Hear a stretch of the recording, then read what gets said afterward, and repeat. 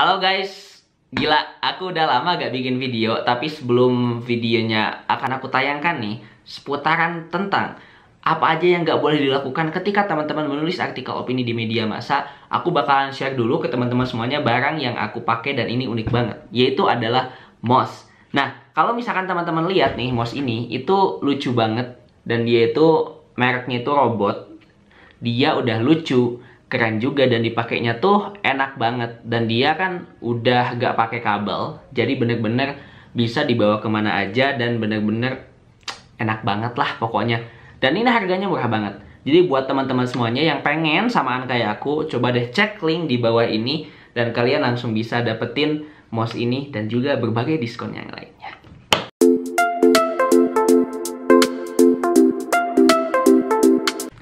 Hola guys, balik lagi bersama aku Fauzi di channel Jejak Zamzami. Dan gila sih guys, udah lama banget pokoknya aku nggak bikin video.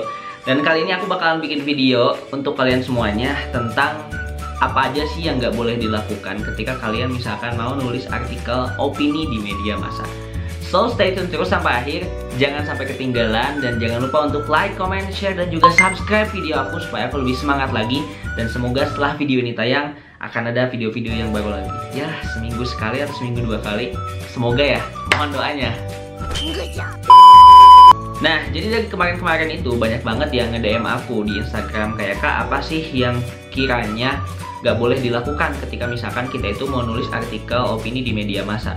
Nah, di sini aku bakal ngasih tahu ke teman-teman kurang lebih ada 5 hal yang perlu teman-teman perhatikan kalau teman-teman memang mau nulis artikel opini di media massa. Dan sebenarnya ini sama sekali nggak boleh dilakukan oleh teman-teman. Jadi let's check it out. Yang pertama, copy paste. Ini adalah hal yang umum dan mungkin teman-teman juga tahu, karena kalau misalkan kita copy paste atau kopas dari tulisan orang lain, ini benar-benar dilarang. Dan kalau aku nggak keliru, itu benar-benar udah ada jalur hukumnya juga bahwa memang tulisan ini tuh kan dilindungi gitu. Nah, sebenarnya secara singkat ketika misalkan teman-teman kopas tulisan orang, teman-teman akan mendapatkan 2 masalah. Masalah pertama, kalau misalkan teman-teman ketahuan nih tulisannya itu kopas oleh si editor media tersebut. Nah, imbasnya adalah nama teman-teman di blacklist dan juga tulisan teman-teman yang tadi kopas itu ya gak bakal diterbitin. Masalah yang kedua adalah ketika tulisan teman-teman yang kopas tadi itu editor medianya nggak teliti dan dia itu nggak tahu, nggak check and recheck, akhirnya ke publish. Nah, ketika udah ke publish kayak gitu, teman-teman bakal berhadapan dengan 2 orang. Pertama penulisnya, yang kedua adalah editornya. Kalau misalkan si penulisnya itu nuntut ke medianya, maka teman-teman yang akan kena masalah. Jadi jangan sampai membuat nama teman-teman itu tercoreng di orang-orang media, karena bisa jadi nanti ketika teman-teman kopas, nama teman-teman bakalan di blacklist dan bakalan susah lagi untuk nerbitin artikel opini di media manapun. What? Kedua, menulis artikel opini tapi di dalamnya tuh keseluruhan opini kita. Kenapa aku bilang ini gak boleh dilakukan? Karena teman-teman perlu ketahui bahwa ketika teman-teman misalkan statusnya sebagai mahasiswa, teman-teman sebagai aktivis atau siapapun itu, dan teman-teman misalkan ngeluarin opini pribadi full dari awal sampai akhir, itu susah banget untuk di-ACC. Kenapa? Karena kita di sini masih mahasiswa. Mungkin beda ceritanya ketika teman-teman nanti sudah jadi duta besar atau sudah jadi presiden dan teman-teman mengeluarkan opini dari A sampai Z di tulisan itu berdasarkan teman-teman sendiri, gak pakai teori, gak pakai dukungan apa dan sebagainya. Itu mungkin sah-sah saja karena teman-teman merupakan orang yang istilahnya dikenal banyak masyarakat dan bahkan ini kan pemerintah gitu. Tapi lain cerita kalau misalkan kayak kita mahasiswa-mahasiswa dan misalkan kita ngeluarin opini tanpa didukung dengan bukti, tanpa didukung dengan teori, itu bakalan sedikit susah dan rata-rata memang yang kayak gitu tuh ditolak. Jadi aku sarankan ke teman-teman, walaupun namanya artikel opini, itu 50-50 lah. 50% opini kita, 50%-nya tuh teori, opini orang lain yang dielaborasi dengan opini kita. Nah, nanti di akhirnya, di kesimpulannya baru itu full opini kita yang menyatakan bahwa tulisan ini tuh A, B, C, D, E, F, G kayak gitu. 3, teman-teman perlu melakukan yang namanya penyuntingan. Kalau misalkan teman-teman nggak melakukan penyuntingan, baik itu minta temennya teman-teman untuk baca atau misalkan diri teman-teman juga untuk baca, itu biasanya nggak diterima juga. nggak diterima bukan karena tulisan teman-teman misalkan kurang bagus atau apa, tapi biasanya banyak typo. Nah, ketika adanya penyuntingan, minta koreksi lah ke teman-teman atau ke siapapun itu akan meminimalisir hal-hal tersebut gitu. Atau sesimpel misalkan teman-teman pakai bantuan Google Docs atau pakai bantuan aplikasi apapun yang bisa membuat tulisan teman-teman itu terlihat emang udah nggak typo gitu. Yang typo-typonya udah dibenerin semuanya lah kayak gitu.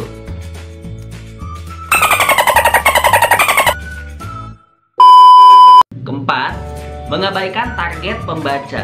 Nah, perlu teman-teman ketahui bahwa ketika misalkan kita mau nulis, itu kan pasti ada yang mau baca. Dan kita juga pengen banget dong tulisan kita itu dibaca oleh orang lain. Nah, supaya hal tersebut itu bisa dibaca oleh orang lain, makanya teman-teman perlu tahu dulu target pembacanya itu siapa. Ketika misalkan teman-teman pakai koran mau nulisnya, berarti teman-teman harus membuat sesederhana mungkin tulisannya atau pembahasannya nggak yang berat-berat, tapi misalkan itu bermanfaat. Karena kenapa? Karena kan orang-orang yang pakai koran itu biasanya kayak orang-orang yang udah tua-tua, atau misalkan bapak ibu kita yang udah di rumah, yang mostly mereka bukan anak-anak yang istilahnya baca koran atau misalkan surat kabarnya itu secara elektrik lah, secara elektronik gitu. Mereka masih memakai koran. Dan rata-rata kan kalau misalkan kita lihat ada tukang ojek, ada misalkan tukang angkot, mereka suka lagi baca-baca koran tuh. Nah, gimana caranya nih tulisan teman-teman itu sesuai dengan target pembacanya? Jangan sampai tulisannya itu membuat si pembacanya itu bingung gitu. Ini tulisannya ngapain gitu? Ngomong apa? Gitu kan. Jangan sampai. Terakhir, yang paling penting juga, jangan sampai teman-teman mengabaikan apa yang menjadi peraturan si media itu. Misalkan medianya minta 1000 kata, ya tulis 1000 kata. Medianya minta 500 kata, minta 500 kata. Medianya minta ditulis di Word, tulis di Word. Medianya minta mengirimkannya di email, tulis atau kirimkanlah di email. Jangan sampai minta dikirim di email, tapi lewat WhatsApp. Jangan sampai ketika nulisnya itu diminta 1000 kata, nulisnya 100 kata.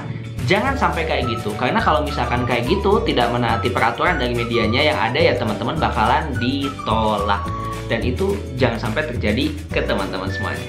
Oke, aku rasa cukup dulu. Sebenarnya masih banyak yang pengen aku sampaikan, apa aja yang sebenarnya gak boleh teman-teman lakukan ketika mau nulis artikel opini di media massa.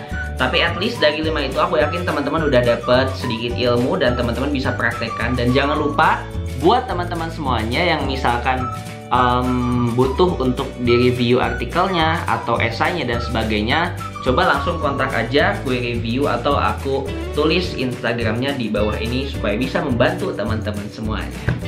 Oke, thank you so much buat teman-teman semuanya yang udah nonton. Jangan lupa like, comment, share, dan juga subscribe channel ini. Semoga semakin berkembang dan bisa memberikan pengetahuan yang banyak ke teman-teman semuanya. Goodbye, thank you.